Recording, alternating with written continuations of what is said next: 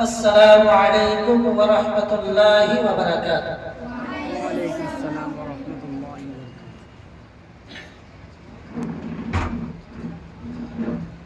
أعوذ بالله من الشيطان الرجيم. بسم الله الرحمن الرحيم.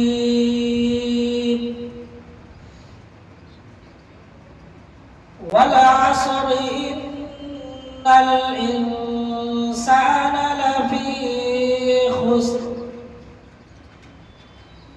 إلا الذين آمنوا وعملوا الصالحات وتواصوا بالحق وتواصوا بالصبر. صدق الله العظيم. وقال النبي صلى الله عليه وسلم: خيركم من تعلم القرآن علمه، أو كما قال عليه الصلاة والتسليم. وقال النبي صلى الله عليه وسلم: إن الدين عند الله الإسلام، أو كما قال عليه الصلاة والسلام. সমস্ত প্রশংসা, সমস্ত গুণগান সেই মহান রব্বুল আলামিনের জন্য, যে রব্বুল আলামিন আমাদেরকে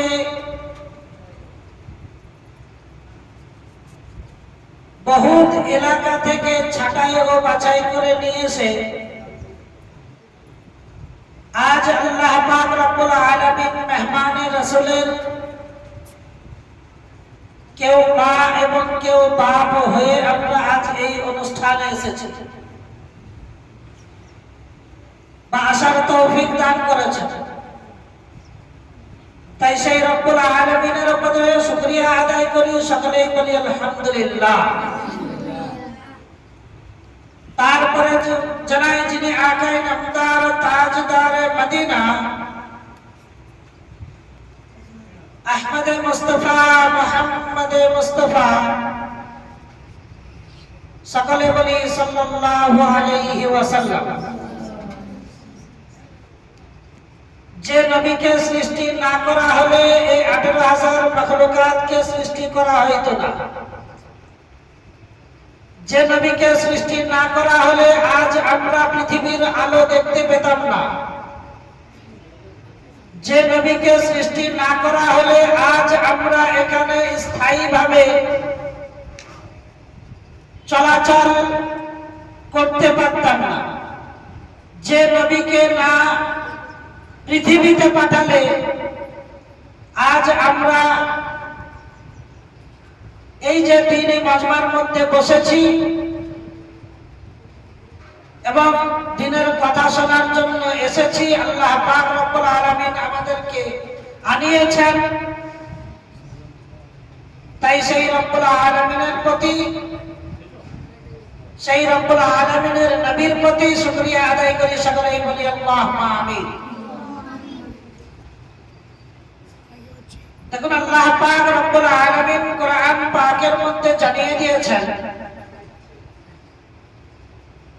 বিসমিল্লাহির রহমানির রহিম,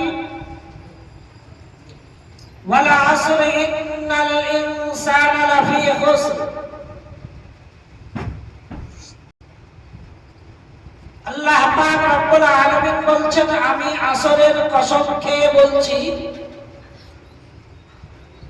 পৃথিবীর প্রত্যেকটি মুমিন মুমিনাত কোনো না কোনো ক্ষতিগ্রস্তের মধ্যে রয়েছে।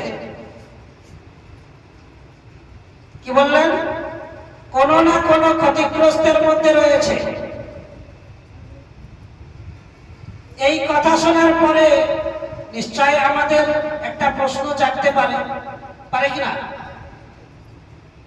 জাগতে পারে। আল্লাহ পাক রব্বুল আলামিন বলছে, ও আমার বান্দারা, তোমরা কান খুলে শুনে নাও, পৃথিবীর মধ্যে ওই সমস্ত মানুষরাই ক্ষতিগ্রস্তের মধ্যে থাকে যে সমস্ত মানুষরা আল্লাহ তাআলার গুণগানকে গায় না, পৃথিবীর মধ্যে ওই সমস্ত লোকরা ক্ষতিগ্রস্তের মধ্যে থাকে যে সমস্ত বান্দারা আল্লাহর রাসূলকে মেনে নেয় না। পৃথিবীর মধ্যে যারা ক্ষতিগ্রস্তের মধ্যে থাকে, যারা আল্লাহ তাআলার রাসূলের দ্বীনকে মেনে নেয় না, ক্ষতিগ্রস্তের মধ্যে ওই সমস্ত মানুষ থাকে যারা আল্লাহ তাআলার রাসূলকে মেনে নেয় না। আজ আমরা দুনিয়াতে এসেছি, দুনিয়ায় আসার আগে আমাদেরকে আল্লাহ পাক রব্বুল আলামিন পাঠানোর আগে আমাদেরকে একটি প্রশ্ন করেছিল, কি দুনিয়াতে তোমাদেরকে যখন পাঠাবো তখন কি তোমরা ঈমানে হারাতে আমাকে এক বাক্যে কি মেনে নেবে? তো আমরা তখন আল্লাহ পাক রব্বুল আলামিনের সম্মুখে দণ্ডায়মান হয়ে বলেছিলাম, আলু বালা, অবশ্যই অবশ্যই আপনাকে মেনে নেব। কি বলেছিলেন? আপনাকে মেনে নেব। কিন্তু আজ আমরা দুনিয়াতে এসে দুনিয়ার মধ্যে লালসতাতে পড়ে আল্লাহ পাক রব্বুল আলামিনের গুণগান গাইতে আমরা ভুলে গেছি। ভুলে গেছি না ভাই? ভুলে গেছি। আজ ঈমান আমাদের ভিতরে আসবে কি করে? ঈমান বুঝবো কি করে? ঈমান জিনিসটা কাকে বলা হয়? ঈমান জিনিসটা কাকে বলা হয় এটা আমরা বুঝবো কি করে? আল্লাহ পাক রব্বুল আলামিন বলছেন, ইল্লাল্লাযীনা আমানু ওয়া আমিলুস সালিহাত, যে সমস্ত বান্দারা আমাকে মেনে নেয়, আমার রাসূলকে মেনে নেয়, যে সমস্ত উম্মতরা আমাকে মেনে নেয়, আমার রাসূল হাবিবকে মেনে নেয়, আল্লাহ পাক রব্বুল আলামিন বলছেন ওই সমস্ত আমার বান্দারা দুনিয়ার মধ্যে কোনো ক্ষতিগ্রস্তের মধ্যে থাকতে পারে না। দুনিয়ার মধ্যে কোনো ক্ষতিগ্রস্তের মধ্যে থাকতে পারে না।